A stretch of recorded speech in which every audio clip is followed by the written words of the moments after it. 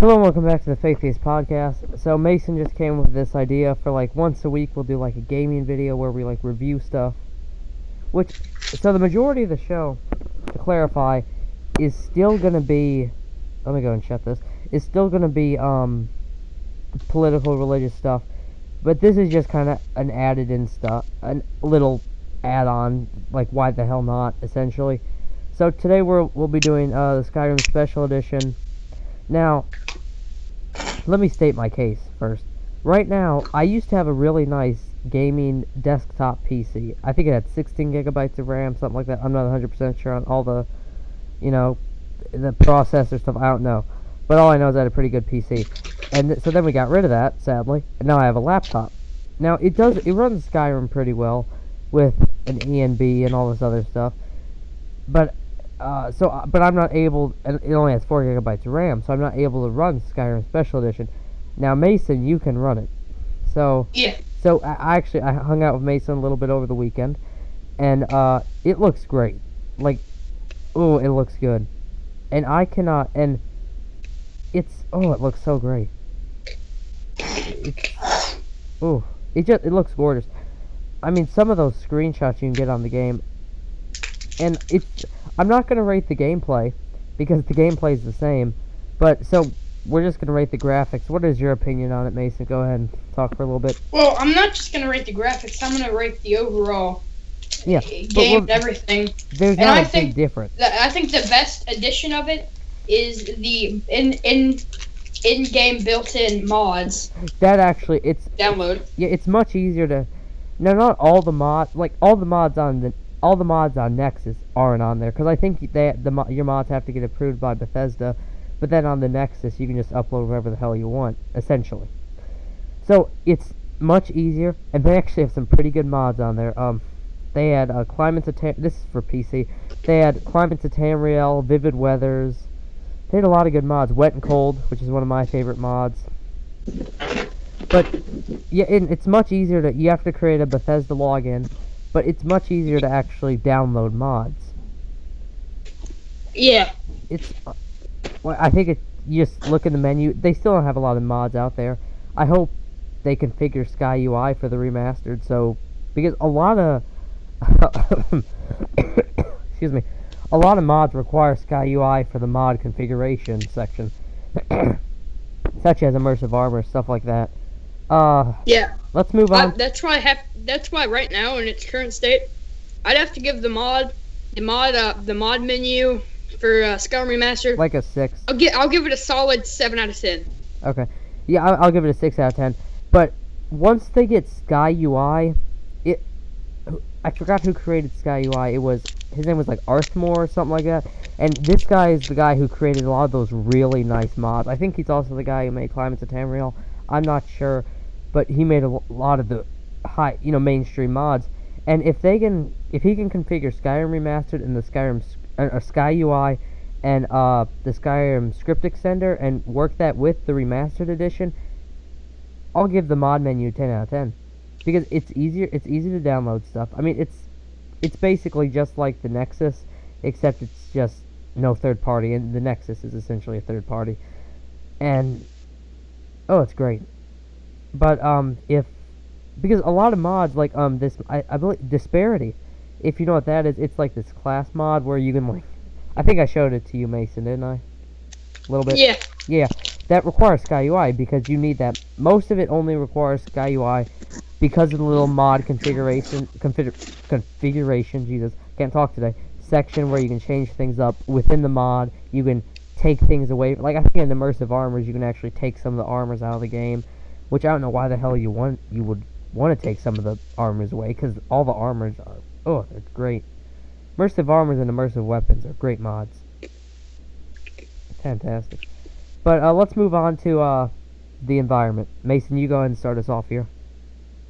The environment is like is when you're walking around, it's like you got a grass plug-in. But it's like a really when the Remastered Edition, when I saw screenshots, I was just like, oh, it doesn't look that great. But then when you're actually playing the game, the grass they use is fantastic. Now, would I still install a grass plugin for some areas? Yeah, I would. But, the vanilla game, or as Evan calls it, Nilla, the Nilla game as he calls it, is pretty bare.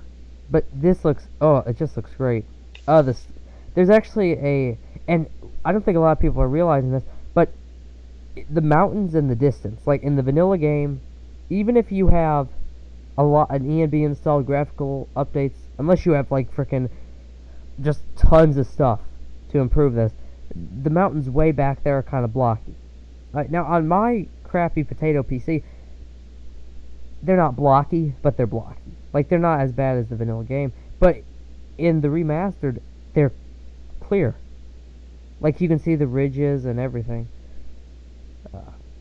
I do have to agree on that.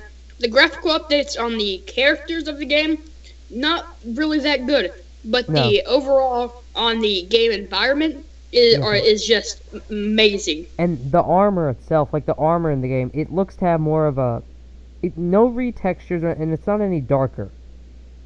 It just looks kind of more realistic. Like when you first started it up and I saw Rayloff in his Stormcloak armor, this was before you install the alternate start mod. It had more of a realistic feel to it. I mean, they did something to the armor. I'm not sure what. It wasn't a retexture, but they did something, and better textures definitely, but not. Would that be considered a retexture if you just updated the textures to make them look better? Because I don't think so. Yeah, I think so. Then they did a retexture of the armor. But the storyline and stuff, I don't think they added any more quests to the game. No, I don't think they added any quests to the game. And I think the coolest part of this game is the price point. It's actually lower than the 2009 original release. No, the original release was 2011. 2011 original release, which was retailed at $59.99, so $60. This one is retailed at $39.99. Well, that's for PC. I think on like PS4 and stuff, it's $60. I'm not sure. That's what I'm talking about. I'm talking about on PC. Oh yeah, and it's cheaper to get the remastered edition now, because I don't know what happened. It might just be my Steam, but I can't find the Skyrim Legendary Edition, the original, which is what I bought. And I bought it for Mason, the just regular Skyrim, all the DLCs, and I had to buy each DLC alone, because I think they might have taken Skyrim Legendary out like a few weeks before. So, yeah. So it's actually just, if your PC can handle it, which, I mean, I'm sure most can if you're not playing on a laptop, buy the remastered. It's just better. If you want the overall experience, I say, and foremost, go ahead and pick yourself up the original Skyrim and the remastered edition if you have the money and you want the overall experience. But if you're a new player that just wants to jump into next-gen Skyrim, go ahead and buy yourself just the Skyrim. Well, I mean, if you're brand new to the game also, this is a lot of people don't focus on, but if this is your first time ever playing an Elder Scrolls game, try it with no mods, okay? Go through the whole game, do all the quests, whatever you... At first I'd have to say go... But then after, start adding mods. And just appreciate the game for what it is. Now, if you don't want to do it, then don't do it.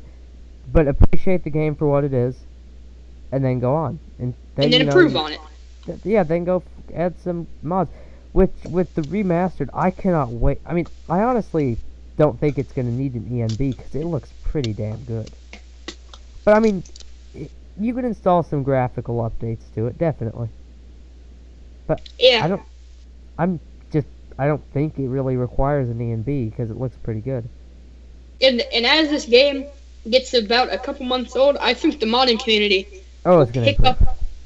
I mean, if you're a perv and you want nude mods, hell yeah, you're probably still gonna have to go through the Nexus Mod Manager. Oh yeah, because Bethesda won't. But if you're just a regular player who likes having a lot of fun in your games, then you can just play regular mods. I hope they add Frostfall. Because Frostfall is one of those mods where I always have it in my load order, but I don't always have it enabled. You get what I'm saying? Like, I always have it there, but I just don't always enable. I really need to add some more mods, like immersion mods, because I love immersion. Like, once my game looks good, which honestly I'm on a potato PC, I use 2K textures, the purity mod, enhanced lightings and FX. Also, on your It first doesn't look that playthrough, don't use any commands. Don't use That's a no-no. console ones. Unless Do you're not like use stuck. Unless you're stuck, because sometimes on PC the quests glitch and you kind of have to do, you know, what is it? Set stage. TLC. No, not TC. No, but like the quests are stuck, so you have to do like set stage and whatever the quest is called to kind of, you know, get it ready. Yeah, sometimes you have to do that. T- Or and- if you want to start a quest, but you don't have the map markers and you don't want to go all that way just to come back to another place, you can also do that. Yeah. And But- I'm trying to think. And don't. This is what I mean, this hasn't ruined the game for me, but try not to learn all the console commands. Because if you learn them all, then you'll kind of. You may not want to use them, but you'll use them. Like, you're at the market and you're just like, oh, I need another 500 gold, player.add item F 500, you know? It just becomes kind of an instinct thing. Yeah, but honestly, let's go and wrap this up. My overall rating of the game, and we'll do a second part of this in like a month or so when they add more mods to it. Is that good of you? Yeah. My overall rating of the game, I'm gonna have to give it a 9 out of 10 because they didn't add. Because they didn't fix the broken quests, which there's a couple broken quests in the game that they should have fixed. They did fix the broken quests. Oh, they did? Yep. I gave it a 10. As I am not as generous, I will have to give it a 9.5 because there are no new. I'm just kidding. I'll have to give it a 10. Yeah, because they're just great games. They should have added. I mean, if honestly, would I prefer an Elder Scrolls 6? Yes, Yeah. I would have. But at this point, I'm happy with it. It looks good. So, see, when was Oblivion released? 2006, I think, and then Morrowind was released in 2002. I say wait 2 more years and then you'll have a new game. Oh, I'm definitely. So I'm looking at it now. You see, we now on Mason's computer. His grandfather built it. It runs on ultra high quality. So It even runs Fallout 4 on ultra high. on ultra high, yeah. Mason, you could definitely record on that. I could probably run Battlefield 4 on ultra high. Oh, definitely. I would not be surprised. But so we'll see you guys next time. Thank you guys for watching and goodbye.